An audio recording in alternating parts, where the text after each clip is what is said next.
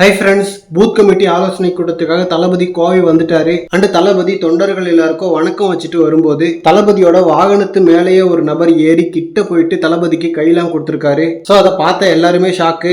ஏன்னா அது ரொம்ப அளவுக்கு மீறி இருந்துச்சு. சேஃப்டி முக்கியம், தளபதிக்கும் சரி அவருக்கும் சரி. பட் ஆனா அந்த ஒரு தொண்டர் எக்ஸைட்மெண்ட்டை கண்ட்ரோல் பண்ண முடியாம மேலே ஏறிட்டாரு. பட் ஸ்டில் எதுவும் தப்பா நடக்கல. அண்ட் தளபதிக்கு மேல தாளங்களோட மிகப்பெரிய ஒரு வரவேற்பு கொடுத்திருக்காங்க கோவை மக்கள். ஸோ இன்னைக்கு கோவை எஸ்என்எஸ் காலேஜில் ஒரு தரமான சம்பவம் இருக்கும். அண்ட் இந்த பூத் கமிட்டி ஆலோசனை கூட்டம் குறித்து ஆதவ் அர்ஜுனா அவர்கள் என்ன சொல்லியிருக்காருன்னா, பூத் கமிட்டி அமைக்கும் 3வது கட்சி தமிழக வெற்றி கழகம் தான். பொதுவா திமுக அண்ட் அதிமுகவுக்கு மட்டுமே பூத் கமிட்டி முகவர்கள் இருக்கிறதா சொல்லுவாங்க.